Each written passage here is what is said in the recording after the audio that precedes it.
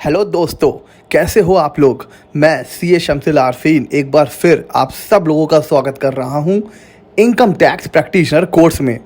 और हमारा जो टॉपिक चल रहा था वो था टीडीएस। और टीडीएस में हम देख रहे थे रेट ऑफ टीडीएस, किस सेक्शन में टीडीएस काटा जाता है और कितने रेट से टीडीएस काटा जाता है।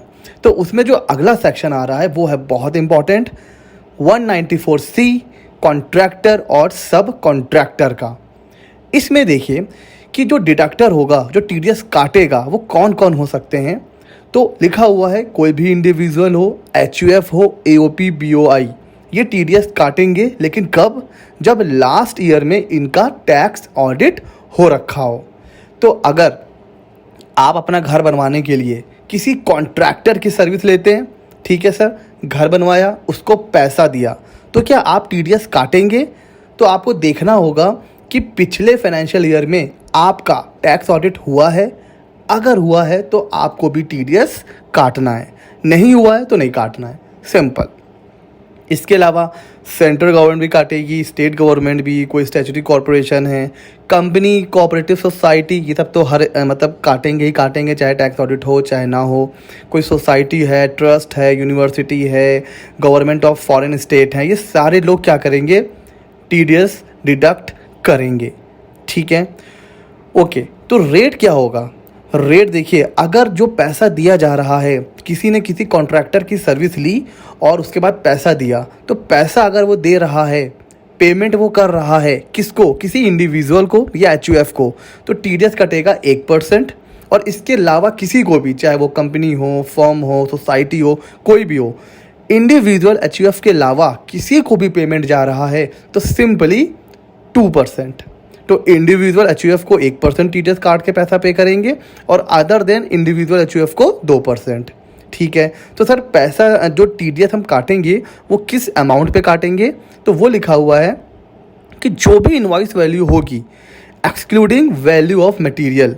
अगर वैल्यू ऑफ मटेरियल अलग से लिखा हुआ है इनवॉइस में तो उसको हटा दीजिए, बाकी पर टीडीएस काट लीजिए।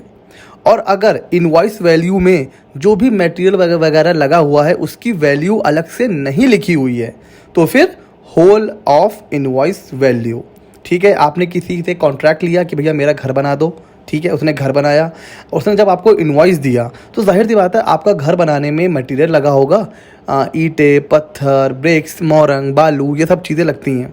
तो अगर इनवॉइस में इन सब की वैल्यू अलग से लिखी हुई है तो इसको क्या करेंगे? हटा दीजिए। अगर नहीं लिखी हुई है, पूरा एक साथ है, तो फिर पूरे पे टीडीएस काटना है, ठीक है। इसको एक एग्जांपल से समझते हैं। देखिए, एक टैक्स इनवॉइस दिया कॉन्ट्रैक्टर ने, उसमें लिखा हुआ था कि अमाउंट ऑफ सर्विस है 1 लाख और जो मटेरियल लगा हुआ है वो है 50,000 का। तो टोटल वैल्यू कितनी हो गई? 1.5 लाख। उसके ऊपर जीएसटी लगा दिया 18% तो 27,000। टोटल इनवॉइस वैल्यू कितनी हो गई? 1,77,000। तो अब टीडीएस कितने वैल्यू पे कटेगा? 1.5 लाख, 1,77,000 या 1 लाख पे? तो देखिए रूल क्या कह रहा है कि जितनी अमाउंट ऑफ मटेरियल अगर अलग से लिखा हुआ है तो उसको एक्सक्लूड कर दीजिए। तो अमाउंट ऑफ मटेरियल को एक्सक्लूड कर दीजिए, कितना बचा? 1 लाख। जीएसटी पर भी टीडीएस नहीं कटेगा, जीएसटी जो टैक्स है जो गवर्नमेंट को हमें पे करना है, ठीक है। तो अब क्या बच रहा है? 1 लाख। तो 1% या 2% जो भी एप्लीकेबल है वो कितने वैल्यू पर कटेगा? 1 लाख रुपए पर, ठीक है। समझ में आ गया फ्रेंड्स? आगे चलें। जो नेचर ऑफ पेमेंट है वो ये बता रहा है कि वर्क्स कॉन्ट्रैक्ट में क्या क्या चीज़ें इंक्लूड की जाएंगी। जैसे वर्क्स कॉन्ट्रैक्ट तो होगा ही होगा, जिसमें लेबर वगैरह भी सप्लाई होता है, उसको भी माना जाएगा। कोई एडवर्टीजमेंट की सर्विस है, कोई ब्रॉडकास्टिंग की सर्विस है, केटरिंग वगैरह, शादी वादी में पार्टी वार्टी होती है, केटरिंग सर्विस, गुड्स या पैसेंजर को ट्रांसपोर्टेशन की सर्विसेज है, मैन्युफैक्चरिंग और supplying a product according as per the requirement और स्पेसिफिकेशन ऑफ कस्टमर, ठीक है।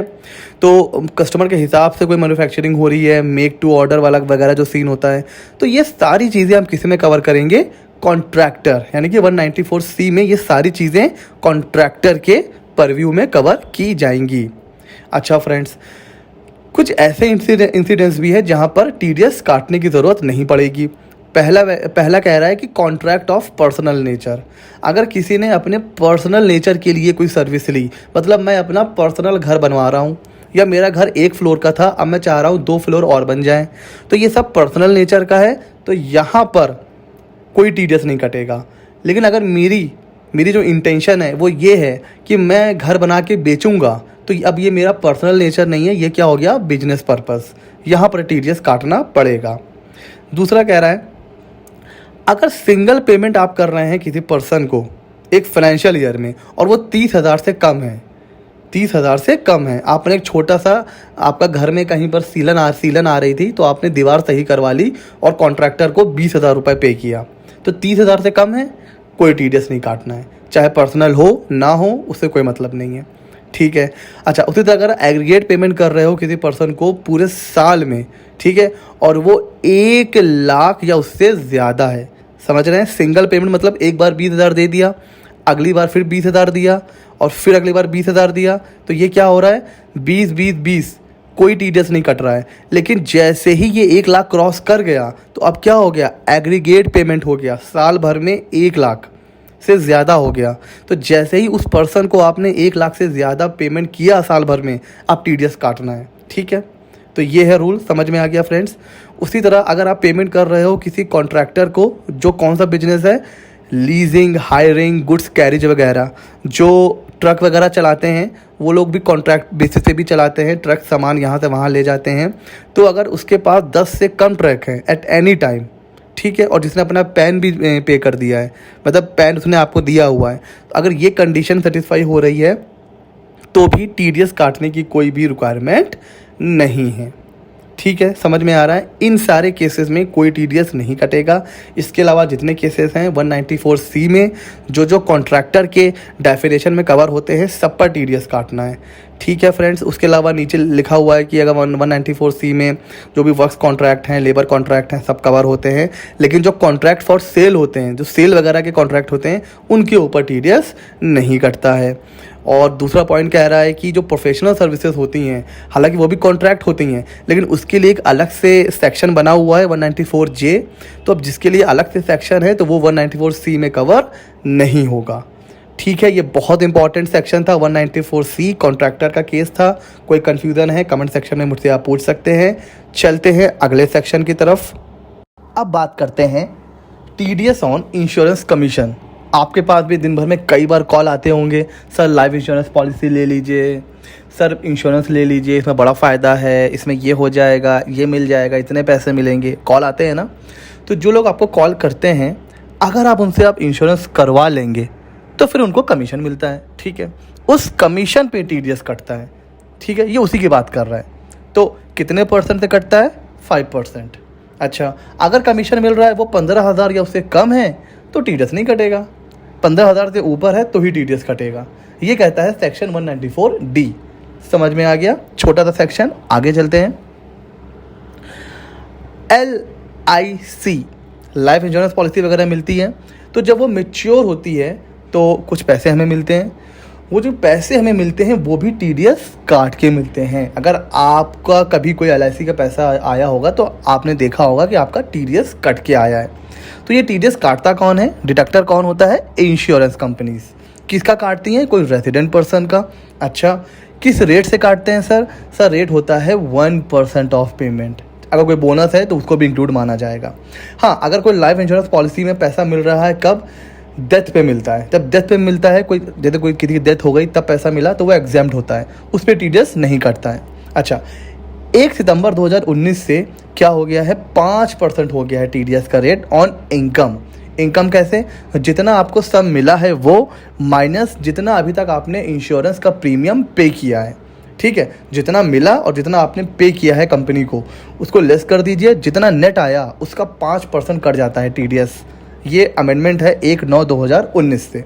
अच्छा, अगर जो अमाउंट पे किया जा रहा है वो 1 लाख से कम है तो कोई टीडीएस नहीं है, सिंपल। इसमें भी एग्जम्पशन 1 लाख रुपए की दे रखी है। तो ये था सेक्शन 194DA। जब आपकी LIC की पॉलिसी मैच्योर होती है, जो पैसा मिलता है उसके ऊपर टीडीएस कैसे कटेगा। अब चलते हैं आगे। अब बात करते हैं TDS on payment to non resident players. Friends, हम सब लोग IPL देखते हैं। IPL में क्रिस गेल लंबे लंबे छक्के लगाते हैं। उन लंबे लंबे छक्कों के बाद क्रिस गेल को मिलता है reward, man of the match, man of the series, और कुछ पैसे भी मिलते हैं। ठीक है, वो जो पैसे मिलते हैं, जो चेक दिया जाता है, पूरा पैसा नहीं मिलता है इन नॉन रेसिडेंट प्लेयर्स को, उसके ऊपर टीडीएस कट जाता है। कितने परसेंट से? 20.8%। 20% टीडीएस प्लस 4% का सेस लग जाता है हेल्थ एंड एजुकेशन का, तो टोटल 20.8% टीडीएस कट जाता है। तब ये जो नॉन रेजिडेंट प्लेयर्स जो आईपीएल में खेलते हैं, या जो बाहर के जो इंटरटेनर होते हैं, कोई एक्ट्रेस हैं हॉलीवुड के, वो इंडिया में आके परफॉर्म कर रहे हैं, तो उनको जो पेमेंट दिया जाता है, इन सब पर 20.8% से टीडीएस काटा जाता है। ठीक है फ्रेंड्स, ये था एक छोटा सा सेक्शन। आगे चलते हैं। एनएससी के बारे में आप सब लोगों ने सुना होगा, नेशनल सेविंग स्कीम होती हैं। अगर आप इसमें इन्वेस्ट करते हो तो आपको डिडक्शंस वगैरह मिलते हैं और इसके ऊपर ठीक ठाक इंटरेस्ट भी मिलता है। तो कुछ लोग इसमें इन्वेस्ट करते हैं। तो अगर आप इसमें इन्वेस्ट कर रहे हो और उसके बाद इसमें अगर आपको इससे कोई पैसा मिल रहा है, जैसे आपने 1 साल के लिए लगाया था 1 लाख रुपए, अब आपको 1.5 लाख मिल रहा है, ठीक है, तो इन सारी चीज़ों पर भी टीडीएस कटेगा।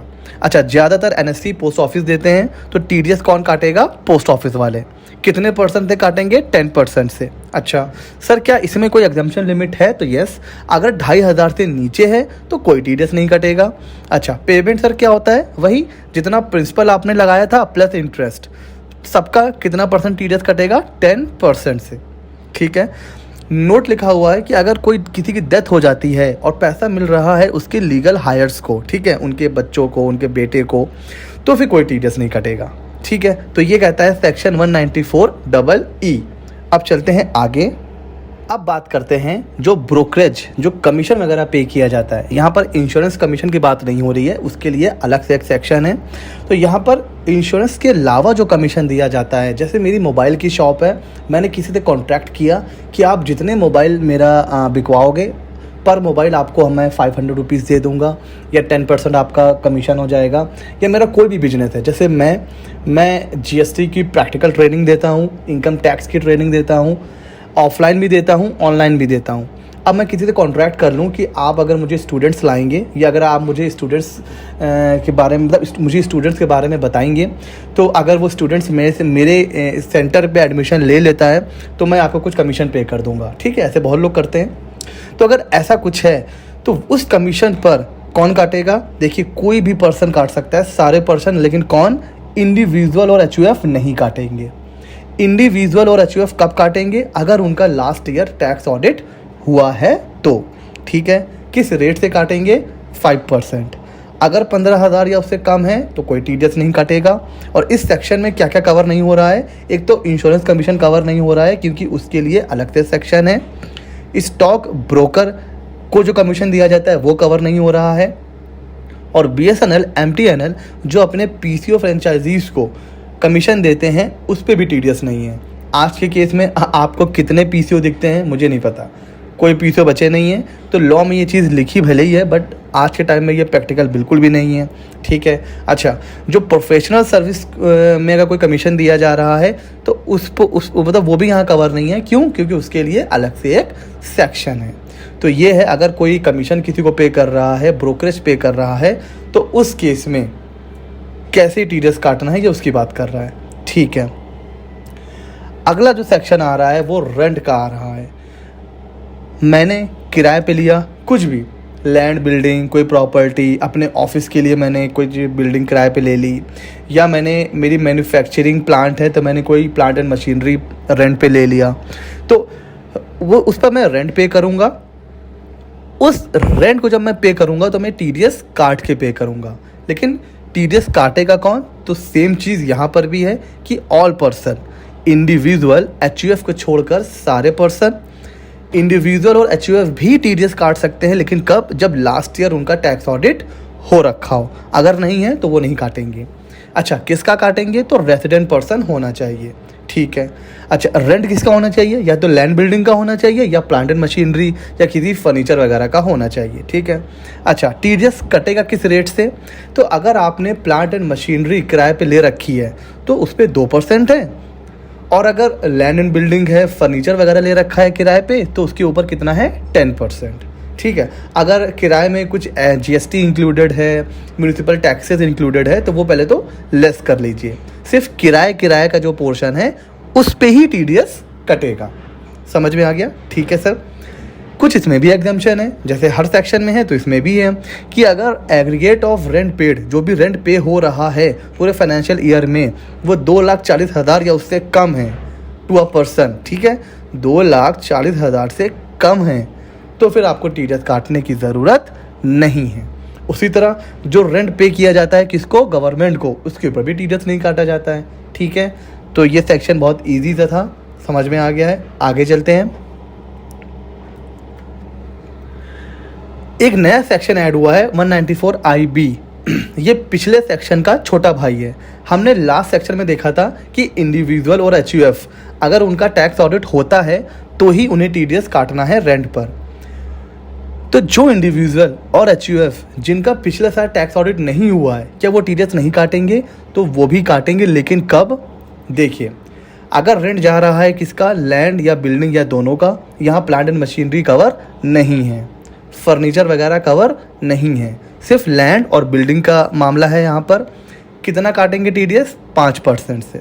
ठीक है सर, इसमें एग्जाम्पशन क्या है? एग्जाम्पशन ये है कि अगर आपका महीने का रेंट 50,000 या उससे कम है, यहाँ पे देखिए क्या लिखा हुआ है, रेंट पर मंथ और part of the month. Part का मतलब हमने देखा था क्या माना जाता है कि पूरा महीना। ठीक है, तो अगर 50,000 या उससे कम है तो कोई TDS नहीं काटना है। अच्छा सर, काटेंगे कब? सिंपल है, जब आप क्रेडिट कर रहे हो रेंट तब, या फिर जब आप पेमेंट कर रहे हो, which ever is earlier. Credit या payment which ever is earlier, आपको TDS काट लेना है। कब? जब आपका टैक्स ऑडिट नहीं हुआ है। अगर टैक्स ऑडिट हुआ है तो जो हमने अभी सेक्शन पढ़ा है 194I, उसमें आप TDS काटोगे। ठीक है फ्रेंड्स, तो ये दोनों सेक्शन आपस में कोरिलेट हैं। और अब हम चलते हैं आगे अपने अगले सेक्शन की तरफ। अब बात करते हैं परचेज ऑफ प्रॉपर्टी पर TDS की। बहुत इंपॉर्टेंट सेक्शन है, छोटा सा है मगर बहुत इंपॉर्टेंट है। फ्रेंड्स, आप कोई प्रॉपर्टी परचेज कर रहे हैं तो आप कौन हुए? परचेज़र। आप सेलर को पैसा पे करेंगे। जब आप परचेज़र हैं, जब आप सेलर को पैसा पे कर रहे होंगे उस समय आप TDS काटेंगे। कितने % से TDS काटेंगे? 1% से। और अगर सेलर का पैन नहीं है, पैन कार्ड नहीं बना हुआ है, पैन नंबर नहीं है, तो कितने % से TDS काटेंगे? 20% से। ठीक है। अच्छा, क्या इसमें कोई लिमिट है? तो हाँ, जो प्रॉपर्टी आप परचेज कर रहे हैं उसकी वैल्यू अगर 50 लाख से कम है तो कोई TDS नहीं काटना है। तो यहाँ पर एक बात ध्यान रखिए, परचेज़र काटेगा TDS। कब काटेगा? जब वो पैसा पे कर रहा होगा सेलर को। अगर 60 लाख रुपए की प्रॉपर्टी है तो उसका 1% कितना होता है? 60,000। तो आप कितना पे करोगे? 60 लाख में से 1% यानी कि 60,000 लेस कर दीजिए, कितना बचा? 59,40,000 ये आप पे करोगे और 60,000 आप गवर्नमेंट को जमा कर दोगे एज अ TDS। अच्छा, ये सेक्शन एप्लीकेबल किसके ऊपर है? Immovable property other than rural agricultural land. जो गांव की खेती किसानी की लैंड है उसके ऊपर नहीं है, सिर्फ शहर की जो अर्बन लैंड है उसके ऊपर एप्लीकेबल है। ठीक है, तो ये था TDS on purchase of property section 194IA। चलते हैं आगे फ्रेंड्स।